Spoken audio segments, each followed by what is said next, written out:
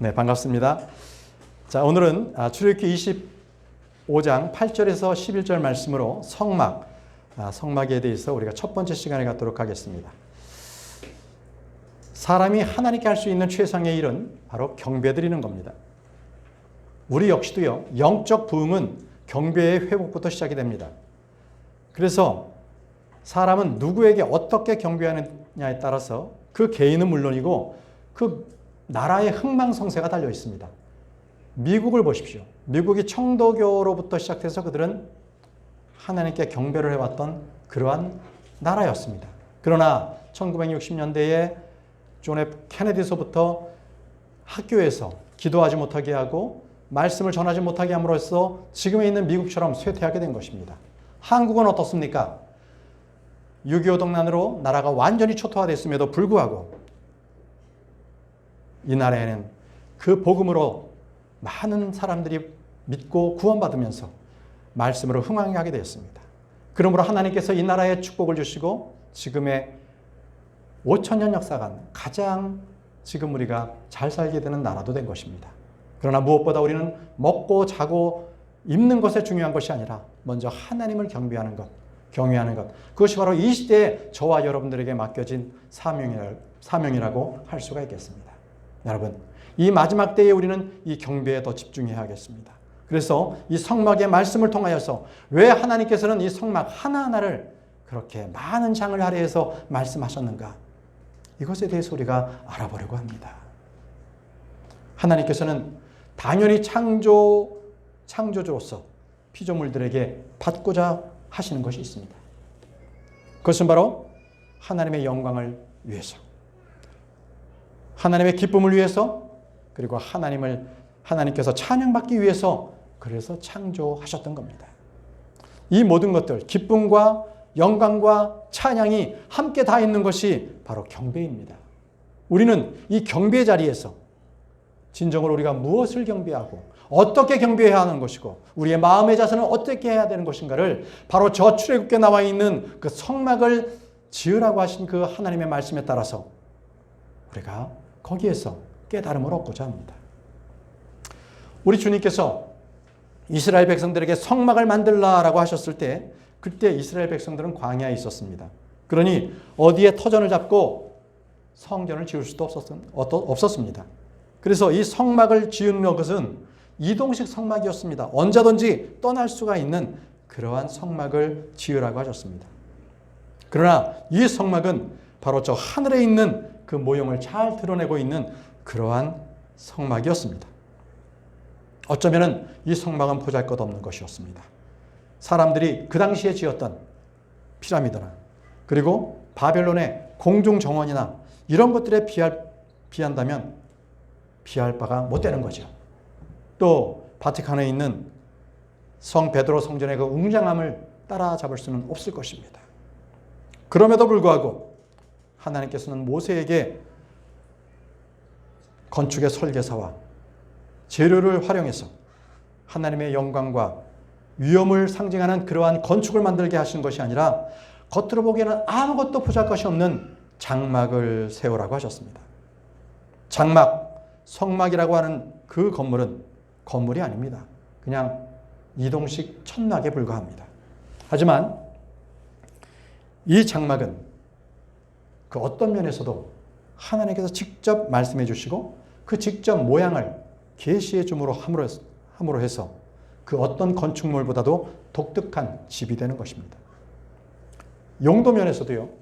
그 성막에는 하나님께서 거하신다는 것 때문에 그 어떤 집보다도 가장 위대한 집이 되는 것입니다. 여러분, 우리는 성경을 읽는 사람이라면 누구나 바로 이 성막에 대해서는 분명히 공부를 해야 합니다. 성막을 모르면 하나님께서 왜 이스라엘 백성들에게 그토록 율법을 주시고 그것을 지키게 했는지를 모릅니다. 하나님의 뜻과 그 계시의 뜻을 알아야만 합니다. 오늘 성막은 그 첫 번째 시간입니다. 앞으로 기회가 주어지는 대로 이 성막을 이렇게 한 단원씩 공부를 할 생각입니다. 계속 성막만 공부하게 되면 혹시라도 이게 좀 딱딱한 이렇게 질긴 고기와 같기 때문에 어려움이 있을 것이 예상이 되어서 기회가 되는 대로 그때마다 성막을 말씀을 드리도록 하겠습니다. 자, 하나님께서요, 성경에서 직접 지으라고 지시하신 것이 두 가지가 있어요. 하나가 노아의 방주입니다. 노아의 방주는 주님께서 그 규격과 제작의 방법, 재료를 손수 말씀해 주셨습니다. 그래서 노아는 그 말씀에 따라서 방주를 지었죠. 그래서 이 비가 엄청나게 홍수가 나는 가운데서도 노아의 가족들과 그 방주 안에 탄 그 생물들은 다 살았습니다. 하나님께서 두 번째 제작하라고 명령하신 게 바로 오늘입니다. 성막을 만들라고 말씀하셨습니다. 근데 이 성막은요, 아시겠지만 사람의 힘으로, 사람의 계획대로, 사람의 의지대로 만든 것이 아니라 아버지께서 직접적으로 그 성막을 제시해 주신 것입니다. 그렇기에 사람이 만들어서 스스로 하늘로 올라가고자 했던 바벨탑과는 그 차원이 다릅니다. 이 성막은요, 처음부터 완벽하게 지어졌고요, 유지보수가 필요 없습니다. 중간에 설계 변경이나 사람의 손을 타지 않습니다. 하나님께서는 모세를 부르셔서 그 모양을 보여주시고 말씀하셨어요. 그 모양이 이 모양입니다. 화면 한번 보십시오. 게시되어 있는 말씀 중에서 그래도 잘 표현이 되어 있는 것을 이렇게 봤는데요. 자, 여기 문이 보이시죠? 문으로부터 통하는 게 이게 동쪽입니다. 동쪽에서 서쪽 방향으로 들어가게 되어 있습니다. 이 방향이 무엇보다 중요합니다. 여러분, 우리 이미 공부해서 알죠? 이 우주에서 하나님 계시는 곳은 어디예요? 북쪽에 계시잖아요. 저 하늘로 올라가려면 남쪽에서 북쪽으로 가야 돼요. 그러나 이 지상에서는요, 항상 하나님께서 기뻐하시는 것은요, 대부분 서쪽에서 동쪽으로 갑니다. 문이 어디에 통해 있어요? 서쪽에서 동쪽으로.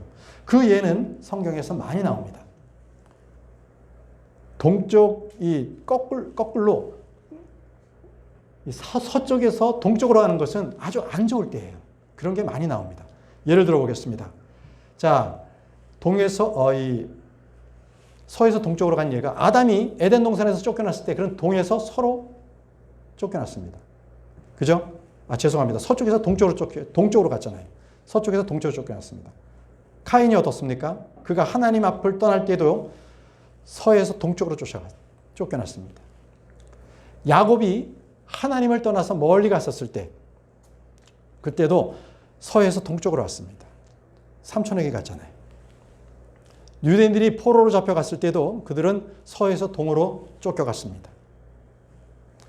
유대인들을 이집트 땅에서 꺼집어내서 그들을 데려가실 때에도 그들은 그들의 불순종으로 인해서 가네스 바네아에서 불순종했잖아요. 그래서 가나안 전탕을 거기서 끝난 데는 뺑 돌아가지고 다시 이 요단을 돌아갔습니다. 그러므로 해서 그들은 동쪽에서 서쪽으로 와야 됐어요. 방향을 반대로 잡아 와야만 됐던 것이죠. 자, 그런데 말이죠. 이 신약을 보십시오. 신약에서는요, 좋은 점은 항상 동쪽에서 시작돼서 서쪽으로 갔다는 거예요. 아시아에서 시작돼서 유럽으로 주님의 복음이 전달되었습니다. 그래서 완전히 이 지구를 뺑 돌아서 지금 다시 예루살렘으로 가고 있죠. 예. 이스라엘 백성들도 포로 생활에서 풀려나서 그들은 동쪽에서 다시 서쪽으로 들어가게 된 겁니다. 자, 이게 바로 방향이 굉장히 중요하다라는 것을 말씀드리기 위해서 이것을 좀 설명드렸고요. 자, 여기 이제 성막의 구조를 잠깐 보겠습니다. 먼저 문을 통해서 딱 들어가면 뜰이 나옵니다. 뜰. 자, 뜰에는 제일 먼저 보이는 것이 바로 놋제단, 불이 타고 있죠. 놋제단이 있습니다. 여기서 번제 헌물들을 드리는 거죠. 죄 헌물 드리는 겁니다. 자, 그걸 통과하게 되면 그 다음에는 물두멍이 있습니다. 물을 받아놓은 대야, 큰 대야 같은 게 있는 거예요. 거기서 이제 손을 씻어야 됩니다. 자기의 얼굴을 비춰서 봐야 되는 거죠. 그리고 나서 들어갈 수 있는 게 성소입니다. 자, 성소에 들어가면 지금은 완전히 이 그 가죽으로 덮여서요. 그 안은 컴컴합니다. 컴컴한데 그 안의 구조는 이렇습니다. 이게 지금 성소와 지성소를 나눠 놓은 그림을 여러분들에게 보여주고 있는 거예요. 이 안에는 아주 어둡습니다. 근데 이 안에는 어떤 것들이 있냐면 먼저 식탁이 있습니다. 식탁이 있습니다. 이건 거룩하게 구별된 빵을 거기에 진열해 놓기 위해서 있는 겁니다. 그리고 그것의 건너편에는 7 촛대가 있습니다. 촛대가. 그리고 지성소로 들어가기 위해서는 거기 앞에 분향 제단, 이 향에 불을 붙여서 그 위에 올려놓은 분향 제단이 있습니다. 그 앞에는 이제 휘장막이 딱 가려져 있어서 성소와 지성소를 구분하고 있는 거죠. 그러면 지성소에는 뭐가 있나요? 이 안에, 이 지성소 안에는요, 언약궤가 있습니다. 근데 그 언약궤 위에는요, 바로 그룹들이 그 언약궤를 덮고 있어요. 그것을 바로 자비의 자리, 그렇게 표현합니다. 그래서 거기에는요, 하나님의 임재가 있어요. 여기 지금 구름으로 표현했는데 하나님의 영광이 가득했습니다. 그래서 1년에 딱 한 번 제사장만이 이 지성소에 들어갈 수가 있는데 생각해 보세요. 어두컴컴한데 촛불도 없잖아요. 그 안에 지성소에는. 그런데 어떻게 그 안이 밝게 빛나는가? 바로 하나님의 영광이 비치기 때문에 그래요. 아마 1000와트도 넘는 그 아주 굉장히 밝은 전구처럼 하나님의 영광이 거기서 빛을 발하고 있는 거죠. 그러면 대제사장은 얼마나 두려웠겠어요. 1년에 딱 한 번 들어가는데 자기도 죄인인데 그 안에 들어가서 거기서 이 자비의 자리에 피를 뿌리고 나와야 되거든요. 그러니까 얼마나 두려웠겠어요. 그래서 1년에 한 번 거기에 피를 뿌리고 대제사장은 자기 할 일을 다 하고 나오는 겁니다. 자, 이것이 지금 여러분들에게 말씀드린 바로 성막의 그림이 되겠습니다. 이것을 하나님께서 모세에게 보여주시고 말씀해 주셔서 어떤 재료를 써라, 어떤 치수로 만들어라 하나하나 다 명하셨던 것입니다. 여러분, 이 성막에는요, 몇 가지 의미를 담고 있습니다.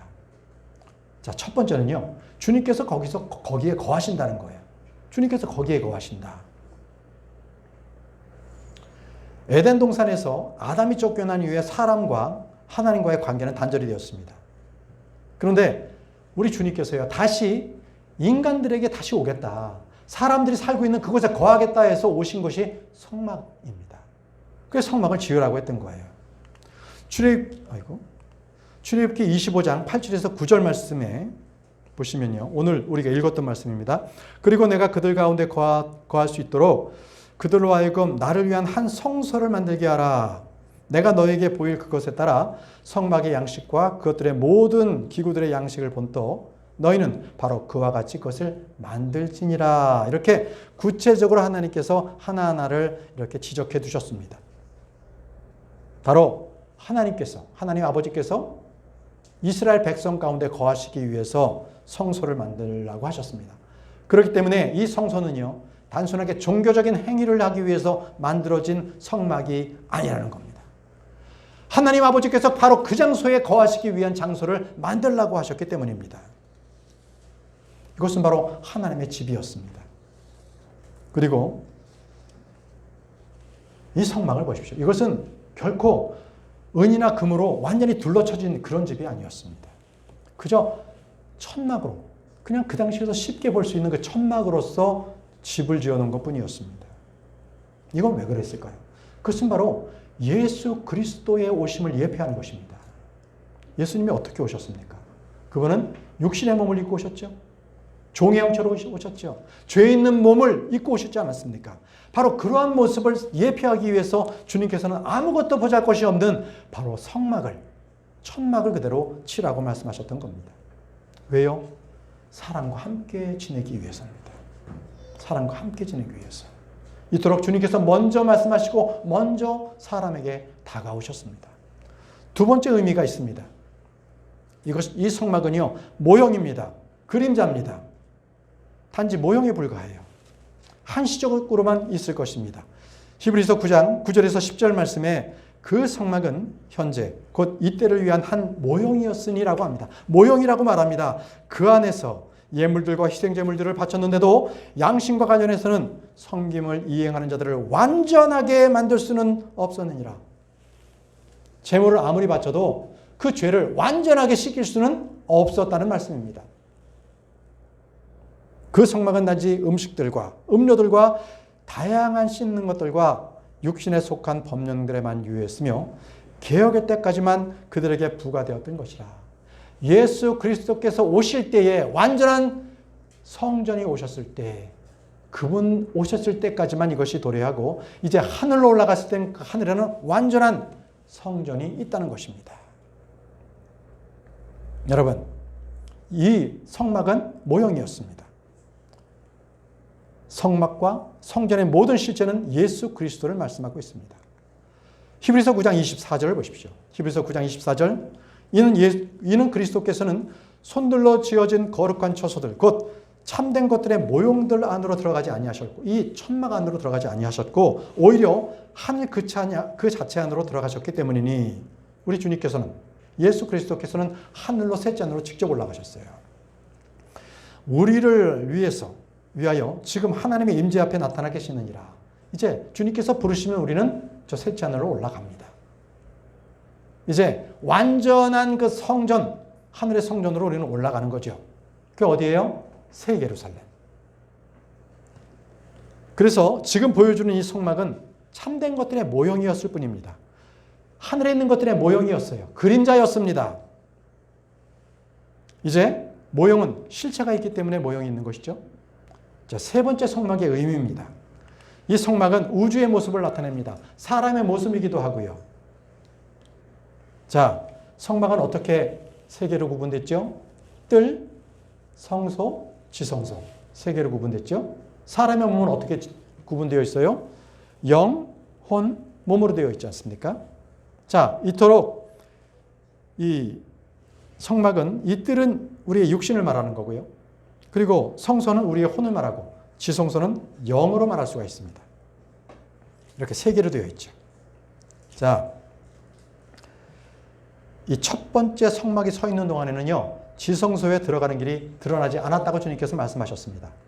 히브리서 9장 8절. 히브리서 9장 8절에 성령님께서 이것들을 알려주고 계시니 첫째 성막이 아직 서 있는 동안에는 모든 것들 중 가장 거룩한 곳으로 가는 길이 아직 명백하게 드러나지 않았다는 것이라. 왜 그렇습니까? 예수 그리스도께서 십자가에 못 박혀 죽으시고 그분께서 새로운 길을 만드시기 전까지는 지성소는 닫혀 있었습니다. 예수 그리스도께서 다 이루었다 하셨을 때 그 지성소의 앞에 있는 성막은 위서부터 아래까지 그 희장막은 찢어졌습니다. 이제 주님께서는 이 지성소로 가는 길을 완전하게 드러내 놓으셨던 것입니다. 그러기에 저와 여러분들은 예수 그리스도의 피가 없다면 하나님께 나아갈 수 없습니다. 지성소에 들어갈 수가 없는 것입니다. 히브리서 10장 19절 말씀에 그러므로 형제들아 예수님의 피로 말미암아 가장 거룩한 곳 안으로 들어가는 담대함을 얻었는데 라고 합니다. 무엇 때문에? 예수 그리스도의 피 때문에 우리는 지성소로 들어갈 수가 있는 겁니다. 자, 네 번째 의미가 있습니다. 바로 주님께서 주님께서 완전한 성막이 되셨다는 것입니다. 광야의 성막은 손으로 만든 성막입니다. 그러나 예수님은요, 완전한 성막이 되셨습니다. 요한복음 1장 14절 말씀 전반부를 보면 그런즉 그 말씀이 육신이 되어 우리 가운데 지내셨으니라고 했습니다. 지내셨으니 이 지내셨으라는 말씀은요, 킹제임스 성경을 보게 되면 dwelt라고 해요. dwelt. 이것을 지내셨으니라고 합니다. 근데 이 dwelt는요, 성막을 치다, 장막을 치다와 같은 이 터버너클과 똑같은 의미입니다. dwelt가 터버너클과 똑같습니다. 다시 말씀드리면 주님께서 자신의 몸 자체를 성전이라고 말씀하시는 것입니다. 그래서 주님께서 이렇게 말씀하셨어요. 요한복음 2장 19절에서 21절에 예수님께서 그들에게 같이 대답하여 말씀하시기를 이 성전을 헐라 그리하면 3일 만에 내가 그것을 일으켜 세우리라 하셨느니라. 성전이 바로 예수 그리스도의 몸을 말씀하셨습니다. 완전한 성막이 되신 분이 바로 예수님이십니다. 그래서 히브리서 9장 11절에 이렇게 말씀하십니다. 그러나 그리스도께서 다가올 좋은 것들의 대제사장으로 오시되 사람들의 손으로 지어지지 아니한 즉 이런 건물 중 하나가 아닌 더 위대하고 더 완전한 성막을 통해 오셔서라고 합니다. 더 위대하고 더 완전한 성막을 통해 오셨습니다. 그분이 바로 그 성막이 바로 예수님, 완전한 성막이 예수님을 말씀하시고 있는 겁니다. 자, 이제 주님께서 지으라고 하셨던 그 성막에 대한 개괄적인 것에 대한 의미를 살펴봤고요. 오늘은 언약궤에 대해서 잠시 말씀을 드리고자 합니다. 언약궤는 굉장히 중요합니다. 이 성막을 제작하라고 주님께서 말씀하셨을 때 가장 첫 번째 언급 언약궤였습니다. 출애굽기 25장 10절에서 11절 말씀, 이 말씀을 보시기 바랍니다. 출애굽기 25장 10절에서 11절 말씀.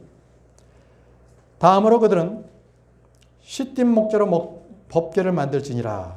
그것의 길이는 2규빗반이 되게 하고 그것의 너비는 1규빗반이 되게 하며 그것의 높이는 1규빗반이 되게 할지니라. 그리고 너는 그것을 순금으로 입히되 내가 그것을 안팎으로 입힐지니 그것 위에다가 퇴를 둘러 금관을 입힐지니라. 이것이 바로 언약궤를 어떻게 만들라 하신 하나님의 말씀입니다. 제일 처음 성막 중에서 만들어야 할 것이 바로 언약궤를 만들라고 말씀하셨습니다. 자, 이 언약궤는요, 하나님의 보좌를 예표합니다.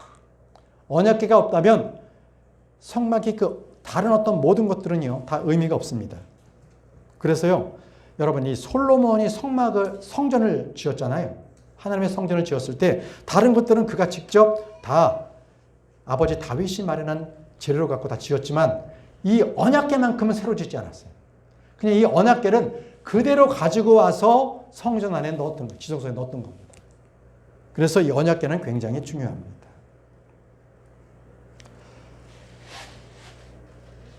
언약궤는요, 이 성막에서 가장 주된 중심에 그것이 서 있고요. 바로 그것에 배치되게 되어 있습니다. 언약궤를 주님께서 가장 먼저 말씀하신 또 다른 이유가 있습니다. 그것은 우리가 하나님께 가까이 가려면 하나님께서 먼저 그 일을 시작해야 한다는 말씀을 하시고 계시는 겁니다. 우리 스스로 하나님 앞에 갈 수는 없습니다. 언제나 하나님께서 먼저 우리에게 오셔야만 합니다. 하나님께서 먼저 우선이 되어야 합니다. 모든 것들이 하나님의 뜻에 맞추어서 이루어져야만 합니다. 저와 여러분들의 노력으로서는 결코 하나님께 다가갈 수 없다는 것을 말씀하고 계십니다. 언약궤를 보십시오. 이렇게 생겼습니다. 언약궤는 시띠나무로 만들라고 말씀하셨습니다. 시띠나무가 무엇입니까? 광야에서 가장 내구성이 튼튼하고 아주 견고한 나무입니다. 우리로 말한다면 오동나무라고 생각하면 될 것 같습니다. 오동나무 그러니 딱딱한 아주 견고한 나무로 생각하지 않습니까? 시띠나무가 그렇습니다. 그런데요, 이 시띠나무가 또 의미하는 바가 있어요. 광야에서만 자라거든요. 그런데 이것은요, 메마른 땅에서 그 뿌리를 뻗어서 양분을 찾아서 그렇게 자라납니다. 그렇기 때문에 이 시띠나무는요, 화려함도 우아함도 없는 그러한 나무입니다. 흠모할 만한 아름다움도 없어요. 어디서 들어보셨죠? 바로 예수님을 예표한 그 말씀입니다. 예수님께서는 바로요, 우리를 위해서 바로 그렇게 흠없는 분이 되셨던 거죠. 이사야 53장 5절 말씀에 그러나 그가 상처를 입은 것은 우리의 불법을 인하며 그가 상한 것은 우리의 죄악들로 인함이라. 우리가 화평을 위하여 징계가 그 위에 임하였도다. 그런즉 그가 맞은 채식들로 인하여 우리가 치유되었도다. 이 말씀은 무엇입니까? 바로 시띠나무가 가지가 잘리고 구멍을 뚫려서 거기에서 나오는 그 수액을 사람들이 약재로 썼습니다. 그런 것처럼 우리 주 예수 그리스도께서 채찍에 맞음으로 저와 여러분들의 병 고침을 위해서 주님께서 그렇게 하셨다는 것을 또한 예표하고 있는 겁니다. 시띠나무는요, 좀처럼 썩질 않습니다. 부패하지 않아요. 이것 또한 예수 그리스도를 상징합니다. 예수님께서는 죽으셨지만 그분은 썩지 않으셨습니다. 부활하셨습니다. 그렇기 때문에 이 시띠나무는 부활을 상징하기도 합니다. 그래서 주님께서는 이 시띠나무로 언약궤를 만들라고 명하셨던 겁니다.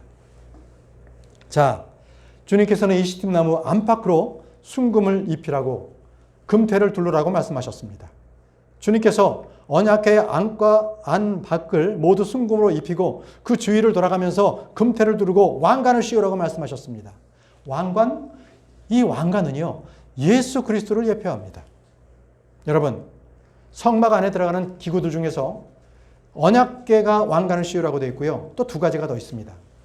분향제단, 향을 태워서 올리는 그 분향제단 있죠. 그것도 금태를 두르라고 했습니다. 바로 예수 그리스도를 예표하는 것인데요. 출애굽기 30장 1절과 3절. 다음으로 너는 제단을 만들어 그 위에 향을 태울지니라. 너는 그것을 시띠나무 시띠 목재로 만들지니라. 그리고 너는 그것을 순금으로 입힐지니 곧 그것의 꼭대기와 그것의 사변둘레와 그것의 뿔들이라. 그리고 너는 그것에다 테를 둘러 뭘 만들으라고요? 금관을 만들라고 했습니다. 자, 이제 분향제단에도 금관을 만들었습니다. 또 한 가지는 식탁에도, 거룩하게 성별된 빵을 진열해 놓기 위해서 만드는 식탁에도 금관을 만들라고 말씀하셨습니다. 출애굽기 25장 23절에서 24절입니다. 너는 또한 시띠 목재로 식탁을 만들지니라.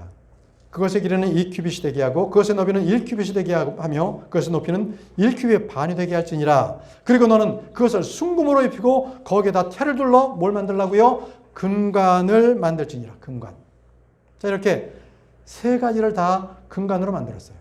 그런데 왜 주님께서는 왜 이 테를 만들고 테마다 다 금관으로 만들라고, 여러 개 금관으로 만들라고 말씀하셨을까요? 그것은 바로 예수 그리스도를 예표합니다. 생각해 보세요. 주님께서 다시 재림하실 때 예수님께서 쓰신 그 관은요, 한 개의 관이 아니에요. 여러 개의 관을 쓰고 이 땅에 재림하십니다. 계시록 19장 12절 말씀을 보겠습니다. 계시록 19장 12절 말씀. 그분의 두 눈은 불의 화형 같았고 그분의 머리 위에는 많은 왕관들이 있었더라.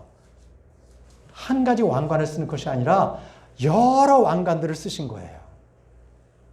그리고 그분께서는 기록된 한 이름이 있었는데 아무도 모르고 오직 그분 자신만이 아셨더라. 여러분, 주님께서 왕관을 쓰신 이유가 있어요. 예전 성경은 월계관이라고 표현되어 있어요. 그죠? 근데 월계관은 층층층층 쌓을 수가 없어요. 딱 하나만 쓸 수밖에 없죠. 근데 왕관은요, 왕관 자체에 여러 관을 덧붙여서 쓸 수가 있습니다. 비근한 예가 영국 같은 경우에 스코틀랜드, 아일랜드 왕을 겸해서 하잖아요. 그는 왕을 겹쳐서 썼습니다. 각 왕을 상징하기 때문에. 자, 그렇듯이 주님께서 오실 때는 여러 왕관을 쓰시고 내려오십니다. 언약궤는요, 우리 주 예수 그리스도를 예표하십니다. 성경에는 두 번의 궤를 만들라는 말씀이 나오죠. 아까 말씀드렸죠. 하나가 노아의 방주라고요. 또 하나가 바로 성막에 놓이는 언약궤입니다. 방주는 주님께서 말씀하실 때 노아의 가족들과 그 안에 들어가 있는 짐승들을 다 구원하셨듯이 바로 예수 그리스도의 구원을 예표하는 것이 노아의 방주입니다. 언약궤 역시도요. 주님께서 일일이 수치 하나, 재료 하나, 모양 하나를 다 지시하시고 만들게 하셨습니다. 그건 방주나 언약궤나 똑같습니다. 이것은 말이죠. 하나님의 그 계시가 없이는 우리는 주님께 나아갈 수 없다는 것입니다. 사람이 아무리 임의로 만든 그 궤는, 언약궤라든지 방주는요, 결코 주님께 갈 수 없다는 것을 말씀하고 있는 겁니다. 어제 저는 전도하면서 신천지 한 분을 만났습니다. 제가 전도를 주자 대구 말씀 침례교회네요. 그래서 예. 그랬더니 자기가 신천지로서 그 교회를 가도 되겠냐는 거예요. 예. 올바른 믿음을 가지시려면 오십시오. 여긴 진리의 말씀만을 선포합니다. 그랬거든요. 그랬더니 그분은 자신들의 14만 4천 그 진리라는 거예요. 그 유대인들 얘기하잖아요. 올바른 말씀이 들어가지 않으니까 그렇게 엇나가는 거예요. 아, 그러면 그분들은 왜 지금 할례를 받지 않습니까? 할례 받지 않으면 돌로 맞아 죽잖아요. 그리고 1년에 3번씩 꼭 예루살렘으로 가야죠. 명절 지켜야죠. 명절 지키지 않으면 그들은 돌 맞아 죽습니다. 왜 안 갑니까? 왜 필요한 것만 지키고? 그러면 안식일 지키나요? 안식일에도 한 번만이라도 범하면 그들은 바로 돌 맞아 죽습니다. 왜 그거는 안 하나요? 하여튼 저는 그분께 그렇게 권면했습니다. 올바른 말씀을 배우려면 대고 말씀 침례교로 오십시오. 그러나 지금 가지고 있는 그 교리는 거짓입니다. 그걸 가지고 오실 필요는 없습니다. 이렇게 말씀을 드렸습니다. 여러분, 우리는 사람들이 만든 그러한 종교적 행위로서 주님 앞에 나갈 수가 없습니다. 오직 주님께서 말씀하신 것, 그것을 따라야만 주님께 나갈 수가 있는 것입니다. 종교적인 행위라거나 이단을 가보십시오. 결코 그들은 모든 재산을 바쳐라 하고 그들은 구원받지 못하고 결국은 주님께 나갈 수가 없게 되는 것입니다. 그게 지금 이 땅에 있는 그러한 종교들입니다. 하나님께서는 성막 외에 다른 건축물을 만들라고 명령하지 않으셨습니다. 또한 예수 그리스도 외에 하나님께 나올 수 있는 길은 그분 한 분이라고 말씀하셨던 겁니다. 사도행전 4장 12절에 이렇게 말씀하십니다. 또한 다른 이에게는 구원이 없나니 하늘나라에서 우리가 반드시 구원받아야 하는 다른 어떤 이름도 사람들 가운데 주어지지 아니었기 때문이라. 예수 그리스도 그분만이 하나님께 나갈 수 있는 진정한 이름입니다. 다음은 우리가 언약궤에 대해서 주님께서 말씀하셨을 때 그 크기에 대해서 주님께서 말씀하셨어요. 그 크기. 왜 크기가 중요할까요? 주님께서 기록한 모든 것들은요, 다 우리에게 교훈을 위해서 기록했다고 말씀하셨습니다. 다시 한번 출애굽기 25장 10절에서 11절 말씀에 바로 언약궤의 크기에 대해서 말씀을 보겠습니다. 그것의 길이는 2규빗 반이 되게 하고 그것의 너비는 1규빗 반, 그것의 높이는 1규빗 반이 되는, 꼭 반이 들어가 있어요. 왜 반이 들어갑니까? 온전한 것을 나눌 때의 반이잖아요. 부분적인 것이 반이잖아요. 완전하지 못하다는 것을 뜻하고 있는 겁니다. 반은 완전하지 못하다. 자, 여기서 2규빗 정도가 되는 것은, 규빗은요, 보통 유대인들은 45cm나 그 다음 53cm 두 가지 종류로, 큰 규빗은 53cm입니다. 그래서 이걸 대략 한 50cm로 보고서, 그러니까 이 성인의 여기 팔 꿈치까지 길이입니다. 그것을 규빗이라고 하는데, 대략 한 50cm로 보고서 이 규빗을 계산하면 1m 29cm 이 정도 나오죠. 1규빗은 75cm, 1규빗 반은 75cm. 그러니까 너비가 75cm, 높이가 75cm, 길이가 125cm 이렇게 된다는 것이죠. 그 정도 사이즈가 언약궤를 만들려고 하는 것이죠. 우리 주님께서는요, 꼭 거기는 반을 넣어서 온전하지 못하다, 완전하지 못하다, 이것을 주님께서 거기에 내포해 놓으신 뜻이 있습니다. 우리는요, 구약 때는 하나님을 바라볼 수가 없었어요. 그래서 그들은 베일로 가렸죠. 모세가 주님을 시내산에서 만나 뵙고 내려왔을 때 그 영광 때문에 이스라엘 백성들은 모세를 직접 볼 수가 없었어요. 그래서 너무 밝아서 볼 수가 없으니까 그 얼굴에 뭐를 가려라? 베일을 가렸어요. 자, 직접적으로 볼 수가 없었죠. 지금 우리는요, 유리를 통해서 주님을 볼 수 있는 거예요. 지금 이 시대에는요. 바울이요, 이렇게 고백했습니다. 고린도전서 13장 12절에 이는 지금 우리가 유리를 통하여 희미하게 보기 때문이라고 했습니다. 누구를? 예수님을 유리를 통해서 보는 거예요. 이 유리는 지금처럼요, 간유리가 아니라 완전히 그냥 깨끗한 유리가 아니라 그 당시의 유리는 잘 안 보였어요. 그런 유리로서 우리는 주님을 보고 있다. 그래서 주님을 부분적으로만 안다라고 말씀하고 있는 거예요. 그러나 그때 되면 어떻게 돼요? 완전하게 주님을 얼굴과 얼굴을 맞이하고 우리는 주님을 만나 뵙게 될 것입니다. 자, 세바의 여왕이 솔로몬에게 왔었을 때 그녀가 이렇게 고백합니다. 열왕기상 10장 6절에서 7절 말씀에 그리하여 그녀가 왕에게 이렇게 말하였더라. 내가 나의 본토에서 당신의 행적과 당신의 지혜에 관하여 들은 것은 참된 보고였나이다. 하지만 나는 내가 와서 내 눈으로 그것을 볼 때까지 그것을 믿지 아니하였나이다. 그런데 보소서 그 절반도 나에게 알려진 것이 아니었나이다. 당신의 지혜와 번영은 내가 들은 명성을 넘어서지 아니하나이다.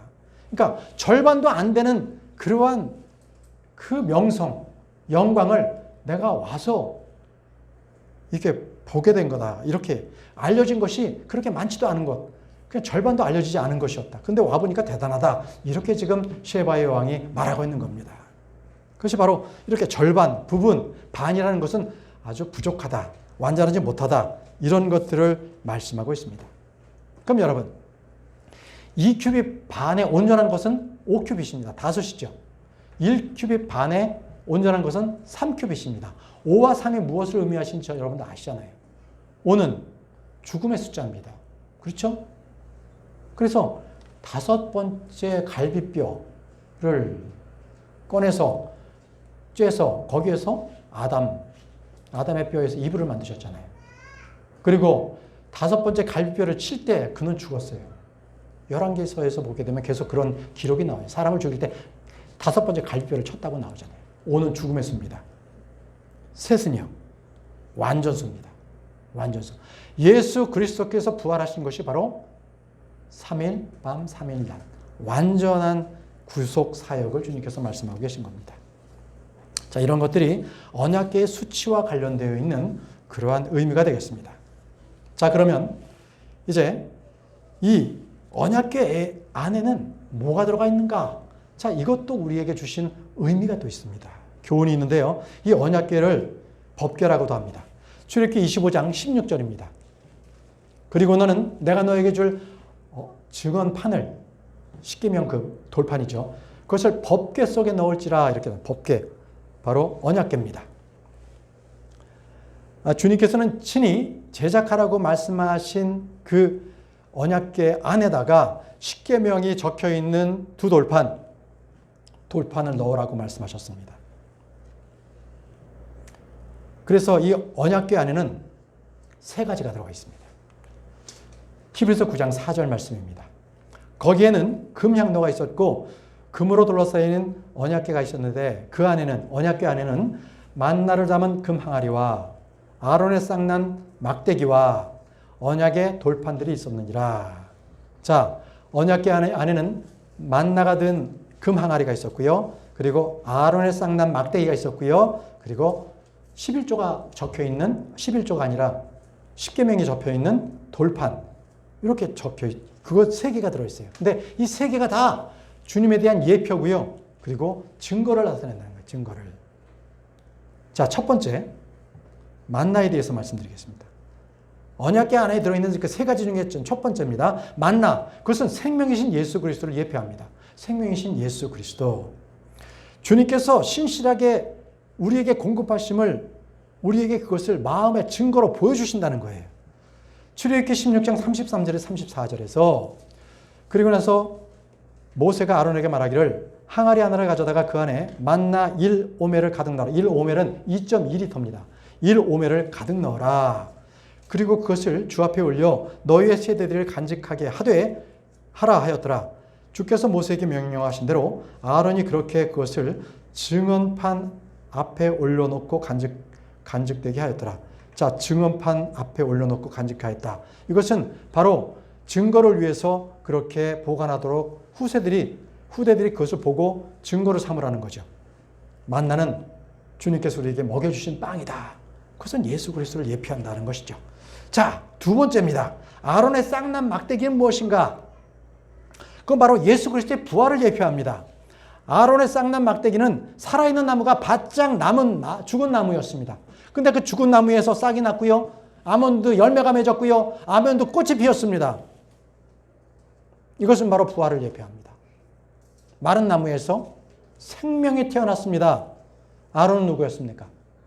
대제사장 아니었습니까? 부활하신 분 누구십니까? 바로 그분은 대제사장이셨습니다. 그분은 죄인과 하나님과의 유일한 중보자가 되셨습니다. 그리고 그분께서는요, 오직 그분을 따르는 자에게 영원한 생명을 주시고 그분을 따르지 않는 자에게는 지옥의 심판을 주셨습니다. 자, 이것이 바로 부활하신 예수 그리스도, 그분을 예표하는 것이 아론의 쌍난 막대기가 됩니다. 이 막대기조차도 주님께서는 그 이스라엘 백성들을 증거하기 위해서 그것을 보관하게 하셨습니다. 민수기 17장 10절 말씀입니다. 그리고 주께서 모세에게 말씀하시기를 아론의 막대기를 증언판 앞으로 다시 가져와서 반역자들의 대적하는 징표로 간직되게 하라. 그리고 너는 그들이 죽지 않도록 그들의 불평들을 나에게서 아주 제거할지니라 하셨느니라. 자, 아론의 쌍난 막대기는요, 바로 반역하는 자들, 그 대적하는 자들의 징표로 삼으라고 했던 겁니다. 다시 그런 일을 벌이지 말아라. 이렇게 했던 것이죠. 자, 세 번째입니다. 돌판입니다. 십계명이 적혀져 있는 그 돌판은요, 끝까지 하나님의 말씀을 예표합니다. 나중에 열왕기서를 보게 되면요, 그때는요, 그 언약궤 안에 돌판만 남아 있어요. 나머지는 없습니다. 아론의 쌍난 막대기하고요, 그 다음에 만나가 들어있는 그 돌 항아리는 없어요. 이건 무엇을 뜻해요? 하나님의 말씀이 기록되어 있는 그 돌판은 영원하다는 것입니다. 하나님의 말씀은 영원히 저 하늘에 정착되어 있다. 이것을 주님께서 우리에게 교훈 주시려고 성전이 완성되었을 때 그 언약궤 안에, 그 법궤 안에는 오직 두 돌판만 들어있는 것입니다. 그것이 언제 없어졌는지는 기록에 남아있지 않습니다. 자, 시편 40편 8절 말씀에 주님께서 주신 이 돌판은 하나님의 말씀이라는 것을 우리에게 이거를 증거하고 계시는데요. 오 나의 하나님이여, 제가 당신의 뜻을 행하기를 크게 즐거워하나이다. 진정 당신의 법은 저의 마음속에 있나이다. 바로 십계명이 기록되어 있는 이 돌판은 바로 하나님의 법이고 그것은 저의 마음 가운데 있다는 것입니다. 이제 이 언약궤의 돌판이 증거하는 것은 바로 저와 여러분들은 죄인이라는 것입니다. 죄인인데 예수 그리스도로 인해서 우리는 의롭게 되었다는 것입니다. 그것을 그 돌판은 증거하고 있는 겁니다. 그렇기 때문에 언제나 죄인들은 예수 그리스도 그 갈보리 십자가로 가야 합니다. 바로 그것을 증거하는 것이 바로 그 돌판이 되겠습니다. 오늘 저는 여러분들에게 성막에 대해서 일부를 말씀드렸습니다. 그러나 여러분 아시다시피 이 성막에 있는 모든 기물들은 모든 것들이 온통 예수 그리스도를 예표하고 있습니다. 맞습니다. 이 지상에 있는 성소는 저 하늘에 있는 성소를 예표하기 때문에 그렇습니다. 그래서 이스라엘 백성들은요, 이 성소를 통해서 하나님을 찬양했습니다. 경배했습니다. 그리고 모든 것들을 그 말씀에 따라 행했던 것입니다. 그런데 그들은 딱 한 가지, 하나님이 계시는 그 성소, 지성소만큼은 휘장막이 가리워서 아무나 들어갈 수가 없었습니다. 오직 대제사장만 들어갈 수가 있었습니다.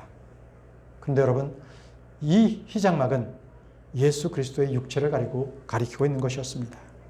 히브리서 10장 19절에서 20절 말씀에 그러므로 형제들아, 예수님의 피로 말미암아 가장 거룩한 곳 안으로 들어가는 담대함을 얻었는데 새롭고도 살아있는 길로 인한 것이니 그 길은 그 휘장막 곧 그분의 육체를 통하여, 그 휘장막이 뭐라고 되어 있습니까? 곧 그분의 육체를 통하여라고 말씀하고 있는 것입니다. 성막의 휘장막은 예수 그리스도의 육체였습니다. 주님께서는 십자가에서 못 박히시고 그리고 온몸에서 피와 물을 쏟으셨을 때에 바로 그때 성소와 지성소를 막고 있는 그 휘장막은 위에서부터 아래로 둘로 갈라졌습니다. 이제 우리가 하나님께 나아가는 데 있어서 막고 있는 휘장막은 아무것도 없습니다. 주님은 자신의 몸으로써 직접 그 휘장막을 제거하심으로써 예수 그리스도를 믿는 모든 자는 주님 앞에 나아갈 수 있게 된 것입니다.